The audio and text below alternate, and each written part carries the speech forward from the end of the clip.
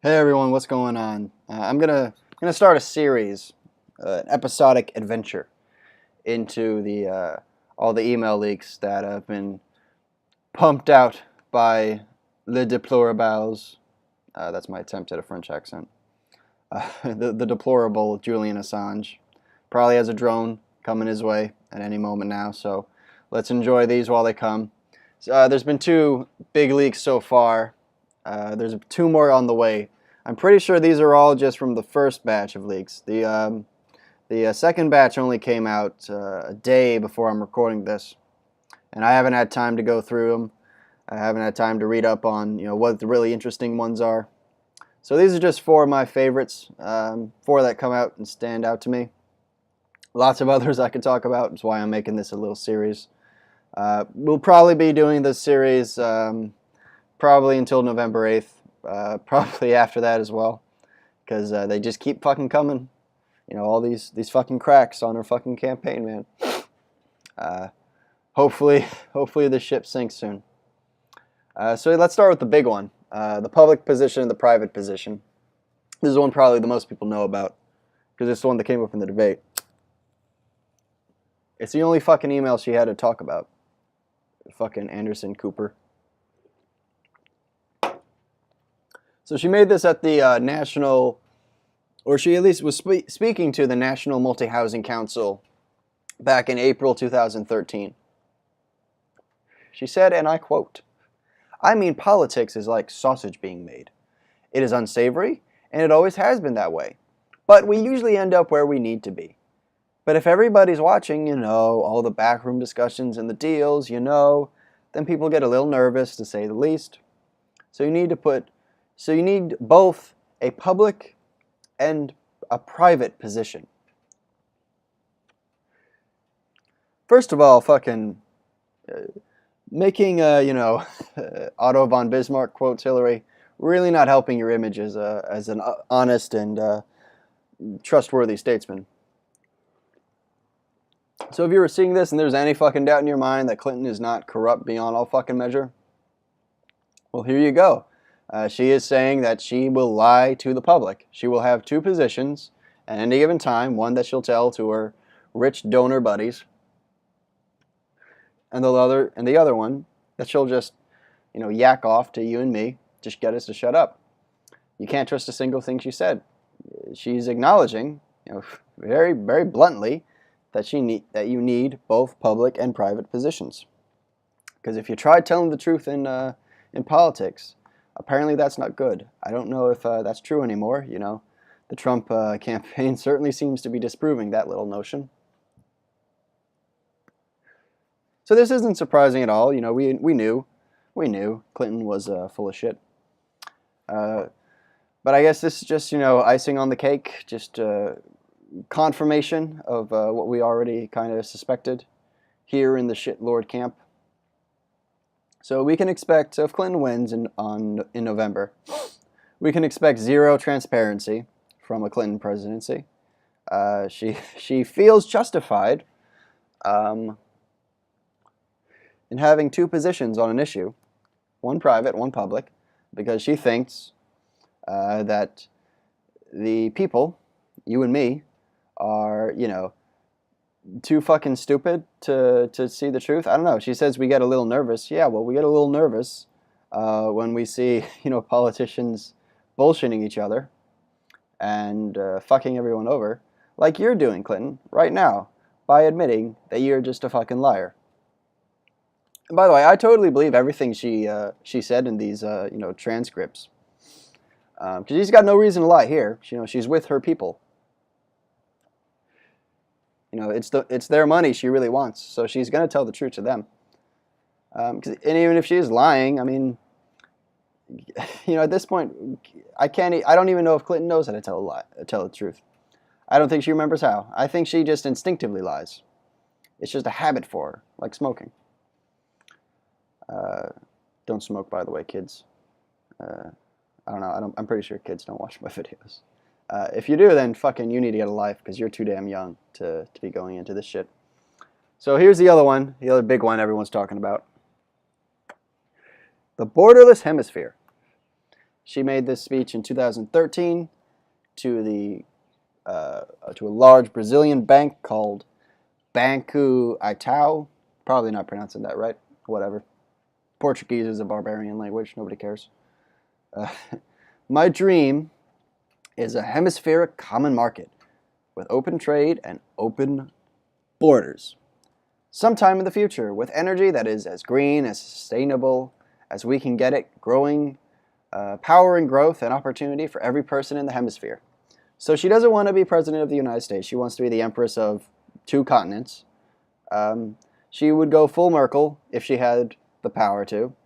It's her dream to have no borders, free trade, so NAFTA-style arrangements everywhere, complete gutting of U.S. industries, the swamping of our labor force with, third world immigrants. Who, I would say they'd come here legally, but if, we have open borders, then, well, we don't have a country anymore, so I guess they're not technically here illegally anymore. She'll go full Merkel, no doubt about it.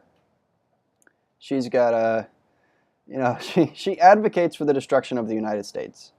No borders means no country. If you don't have borders, then you do not have a country. Because there's no way to separate your people from another people.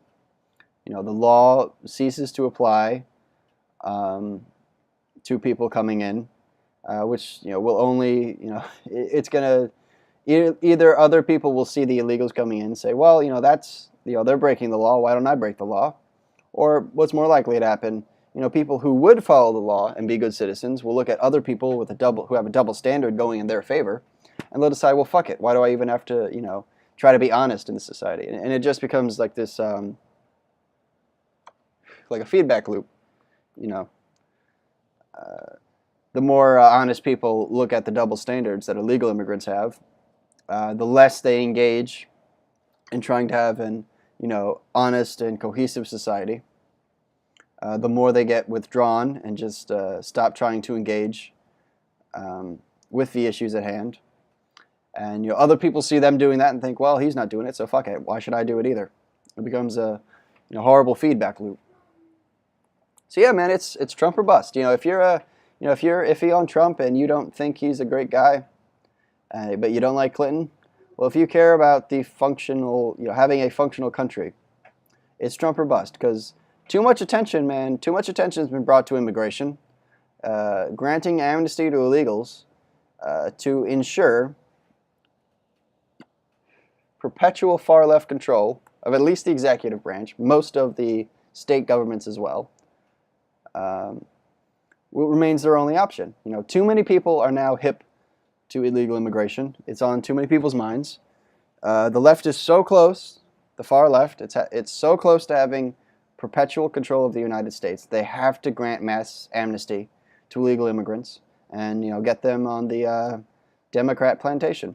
So it'll be the far left that has perpetual control. The only way the Republican Party will have any chance of winning an election will be moving to the left. So it won't be right or left. It'll be far left versus maybe sort of center left. One side wants to, destroy everything and bring the West to its knees and collapse one of the greatest civilizations of all time. The greatest, excuse me. And on the other side, you'll be people, a bunch of cocks who are like, well, slow it down. We'll let you destroy civilization, but pump the brakes. You know what I mean? Like, don't rush into it. Let's just cruise into oblivion. I have to make a video about this. Immigration is important because it determines the demographics of a country. And in a country with universal suffrage, that means it's going to determine the political course of that nation.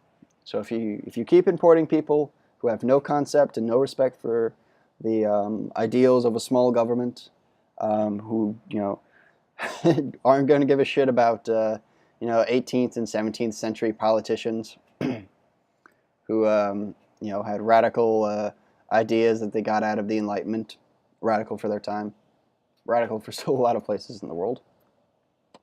They're not going to give a holy two shits about them. So you need to oppose immigration. If you want to keep the conversation going, as I think Stefan Molyneux put it, then you've got to make sure the demographics don't continuously slip away from Americans, from a majority of Americans. So yeah, this is the second email I found. The third email is about Jordan and Turkey. This relates to ISIS and the Syrian, quote-unquote Syrian refugee crisis. I don't know why I'm still pretending to call it the Syrian refugee. It's not the Syrian refugee crisis. It's the migrant invasion of Europe. Are people that fucking stupid? I remember when it first happened. I'm going off on a bit of a tangent here, but I remember when this shit first happened, and I was seeing boats of people from Tunisia and Libya getting picked up by the Italian Coast Guard. Are people that fucking stupid? Like, do they really think Africans are Syrians? Like, do they even have a map? Like, Syrians are not Africans. If you saw a Syrian, they would look, kind of Greekish, like kind of Mediterranean. Like, they're not Africans. And of course, the Syrians are the minority of the people coming in. Even in the beginning, they were the minority of people, the vast majority of people coming in from all over the fucking place.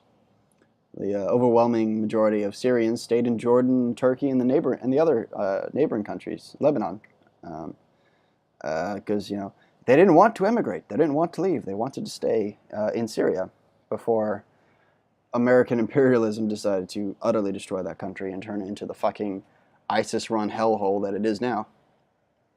So back on topic though. So she gave this speech at the Jewish United Fund of Metropolitan Chicago's Vanguard Luncheon. So I think you're right to have gone to the places that you visited because there's a discussion going on across the region to try to see where there might be common ground to deal with the threat posed by extremism, particularly with Syria, which has everyone quite worried.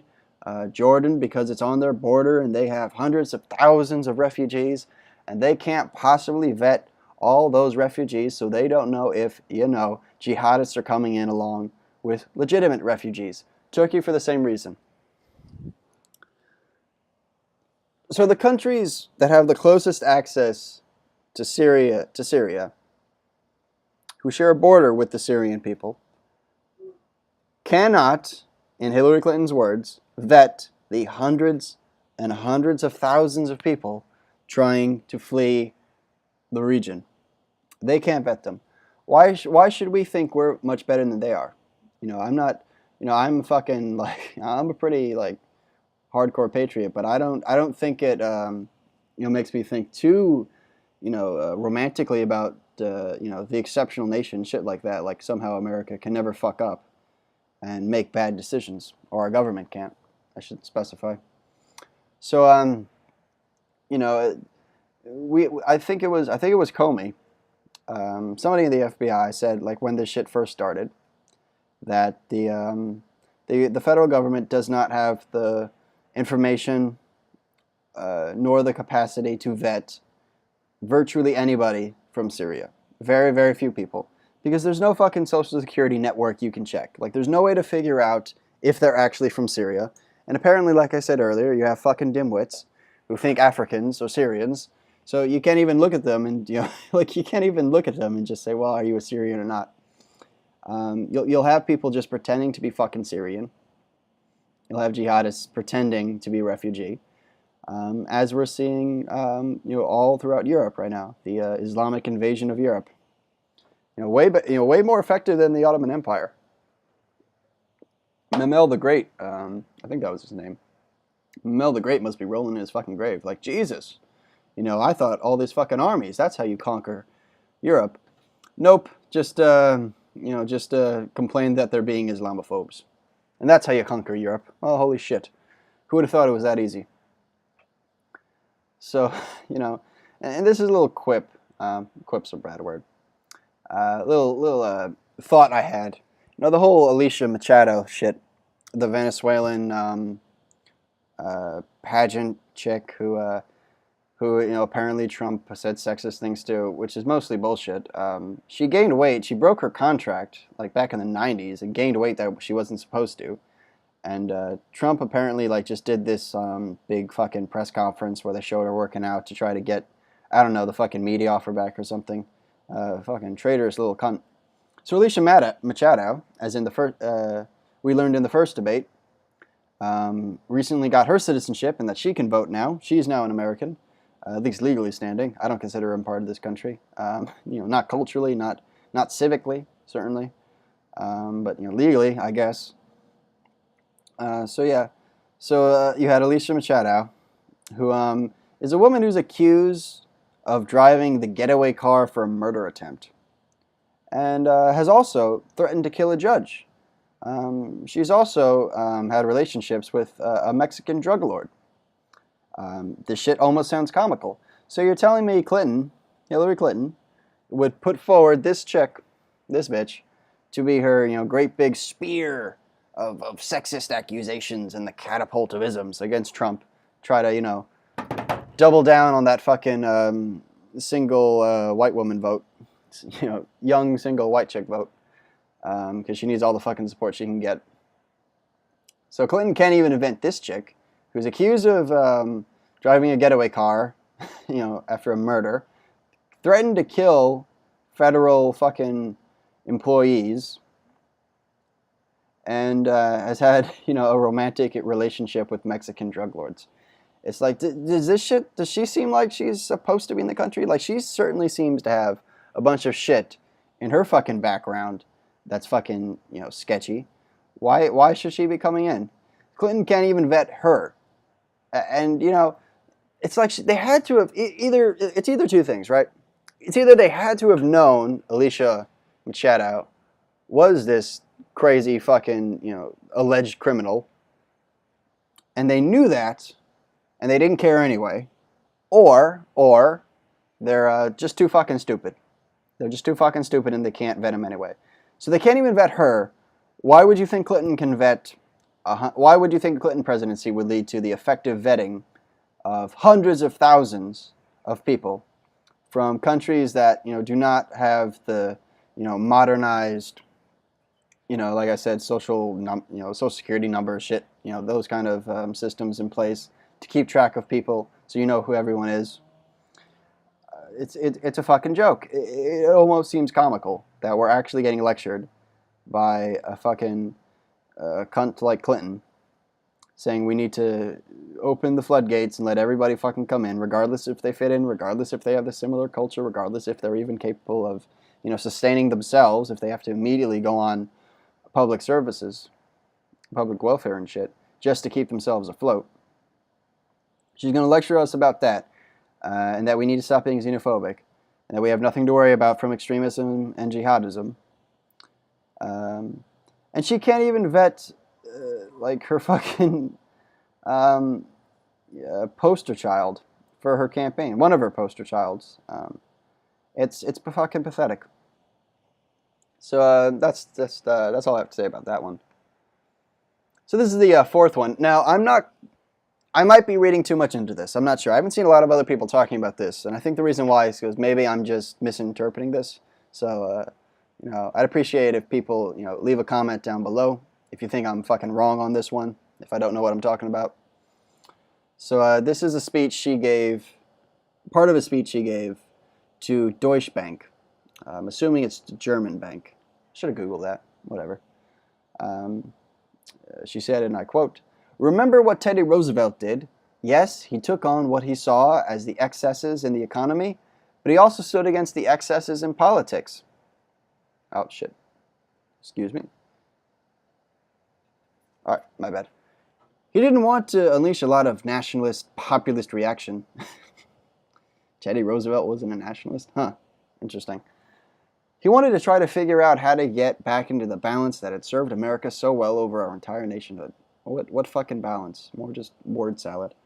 Ugh. I need to close this. I need to finish this video soon. I'm getting a little fucking miffed. Today, there's nothing more that can and should be done that really has to come from the industry itself. Or excuse me, today there's more that can be done and should be done that really has to come from the industry itself. How we can strengthen our economy, create more jobs at a time where that's increasingly challenging, and to get back to Teddy Roosevelt's square deal. I really believe that our country and all of you are up to that job.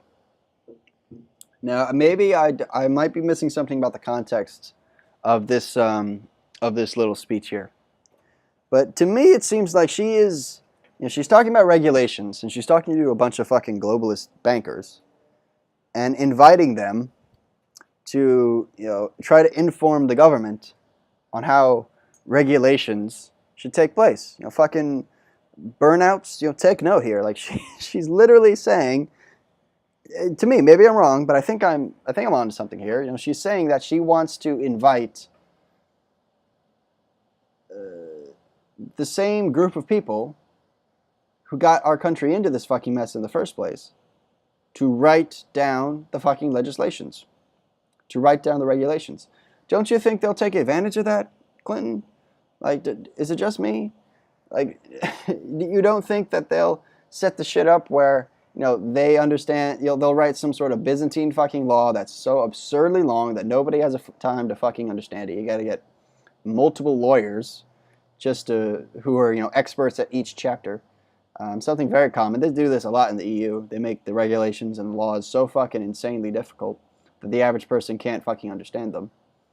As a very effective way of literally keeping out average people from understanding what the government is doing to their economy.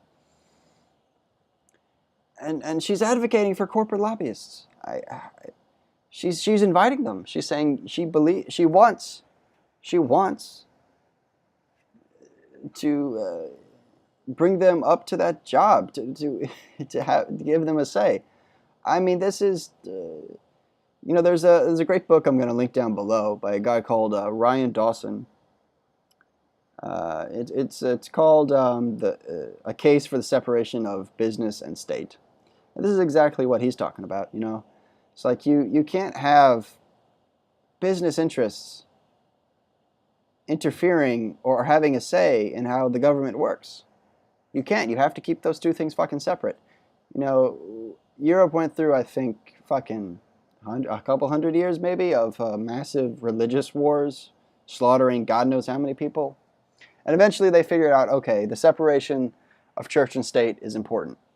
I hope we don't have to go through, another fucking civil war or some shit to figure out that the separation of business and state is fucking desperately needed here.